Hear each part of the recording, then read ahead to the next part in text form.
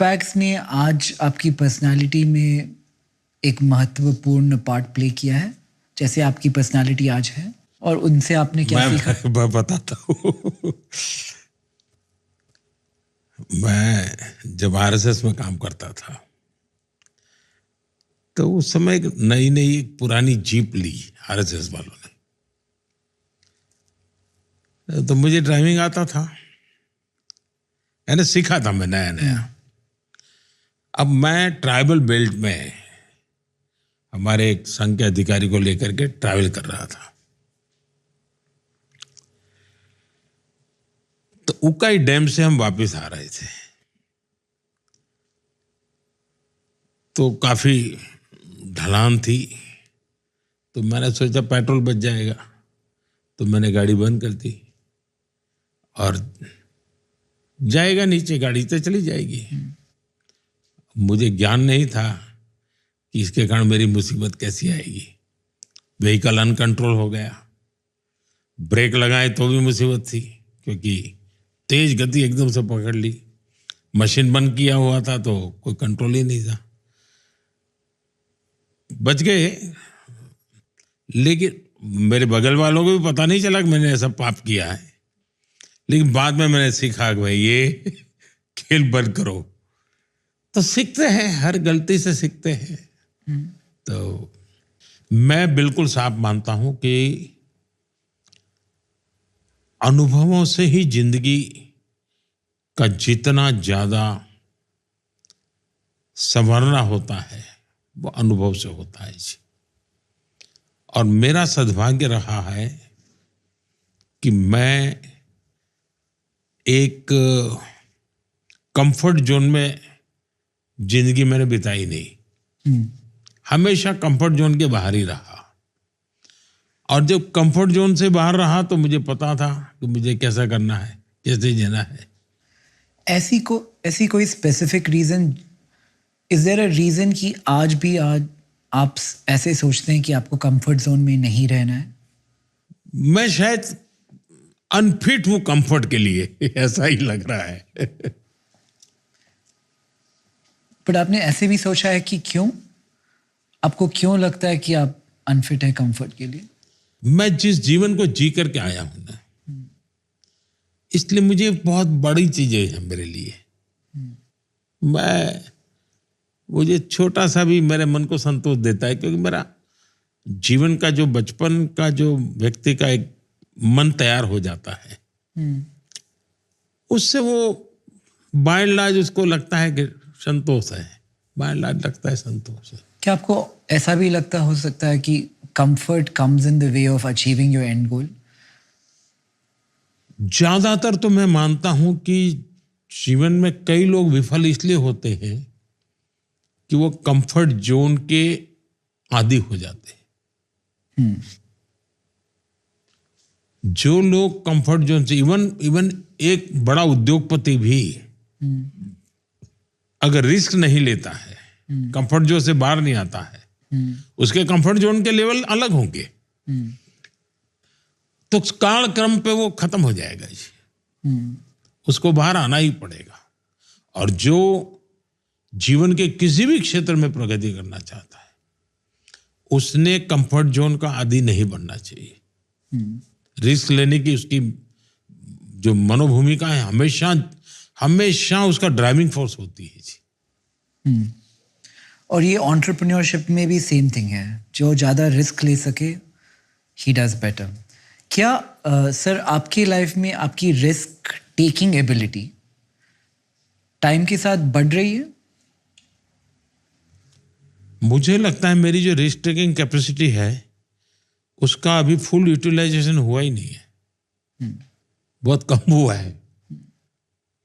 मेरी बहुत risk taking capacity शायद अनेक गुना ज्यादा होगी। इसका कारण है कि मुझे परवाह ही नहीं है।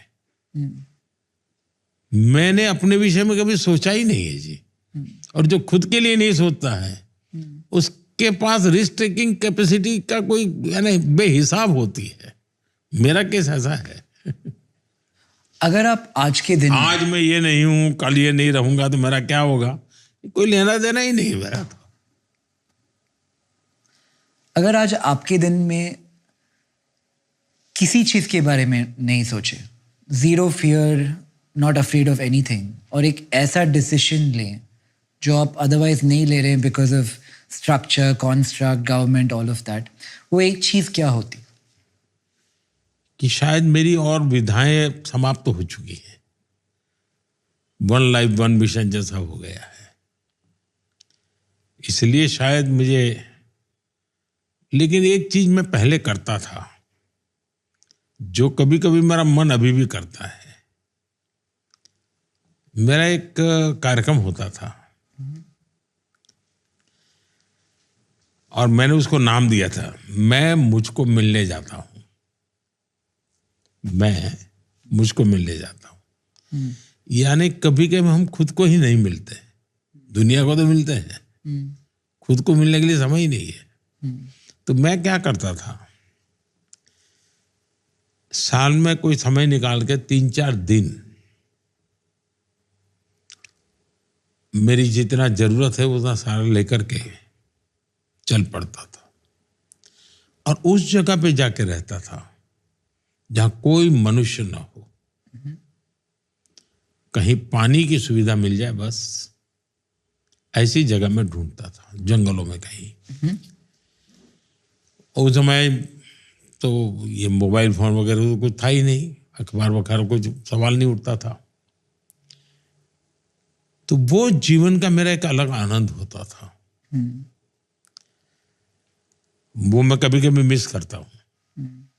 और उस दौरान आपने कुछ सीखा अपने बारे में कि जब आप अपने साथ थे, अकेले में, फिलॉसफी में जैसे कि बहुत लोग कहते हैं कि the most important interesting question in life is why am I how I am. क्या आपने कुछ सीखा अपने बारे में इन दैट टाइम कि आप ऐसे क्यों हैं? अपने आप में खो जाना, बस यही एक बात है। एक उदाहरण बताता हूं इससे क्या हुआ। शायद 80s का कालखंड होगा। मैंने तय किया कि मैं रेगिस्तान में रहूंगा, तो मैं चल पड़ा। लेकिन रेगिस्तान में मैं भटकता ही गया, लेकिन एक दिया दिखता था, लेकिन मैं पहुंच ही नहीं पाता था। तो कोई मुझे एक कैमल वाला मिल गया। बोले, भाई तुम क्या कर रहे हो यहाँ पर? मैंने कहा, भाई मैं रेगिस्तान में अंदर जाना चाहता हूँ। उसने कहा, ऐसा करो, अभी मेरे साथ चलो, वो जो सामने लाइट दिखती है वो एक आखिरी गांव है, मैं तुम्हें वहां तक छोड़ देता हूँ, रात को वहां रुक जाना और सुबह फिर कोई वहां से तुम्हें मिल जाए तो मुझे ले गया। कोई गुलबेग करके मुस्लिम सज्जन थे, उनके यहाँ ले गया। अब वो छोटा सा गांव धोरड़ो, जो पाकिस्तान की सीमा पर भारत का आखिरी गांव है, होता है 20-25 घर और सभी मुस्लिम परिवार। तो आतिथ्य सत्कार तो हमारे देश में है ही है। उनका, भाई बच्चे तुम आओ भाई। मैंने कहा, नहीं मुझे तो जाना है। तो बोले, नहीं जा सकते रेगिस्तान में अभी, तो तुम्हें अंदाज है माइनस टेम्परेचर होगा, तुम कैसे रहोगे वहाँ? अभी रात को यहाँ सो जाओ, तुम्हें सुबह दिखाएंगे। खैर रात को मैं उनके यहाँ रुका, उन्होंने खाना वाना खिलाया। मैंने कहा, भाई मुझे तो अकेले रहना है, कोई चाहिए नहीं मुझे। बोले, तुम अकेले रह ही नहीं सकते, तुम यहाँ एक हमारा छोटा सा झोपड़ी है, तुम वहां रहो और उस दिन में चले जाना तुम रण में, रात को वापिस आ जाना। मैं गया, वो वाइट रण था और कल्पना बाहर का। वो एक दृश्य ने मेरे मन को इतना छू लिया। जो चीजें मैंने मेरे हिमालयन लाइफ में अनुभव की थी, बर्फ की चट्टानों के बीच में जिंदगी गुजारना, यहां मैं वही दृश्य अनुभव कर रहा था और मुझे एक स्पिरिचुअल फीलिंग आता था। लेकिन वो जो दृश्य मेरे मन में था, जब मैं मुख्यमंत्री बना तो मैंने वहां एक रणोत्सव बड़ा इवेंट बना दिया और आज वो टूरिज्म का बहुत बड़ा डेस्टिनेशन बन गया है और अभी ग्लोबली बेस्ट टूरिस्ट विलेज का उसको दुनिया में नंबर 1 इनाम मिला है उसको।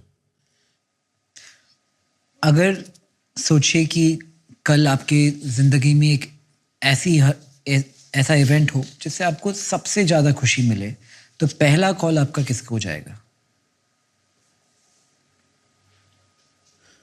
ऐसा है कि मैं जब श्रीनगर के लाल चौक में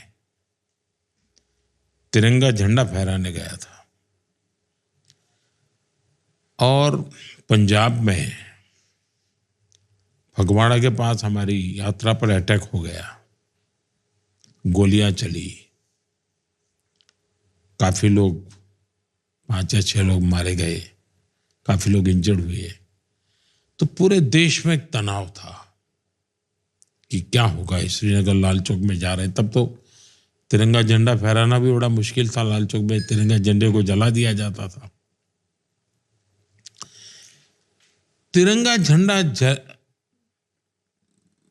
फहराने के बाद हम जम्मू आए, तो मैंने जम्मू से मेरा पहला फोन मेरी माँ को किया था।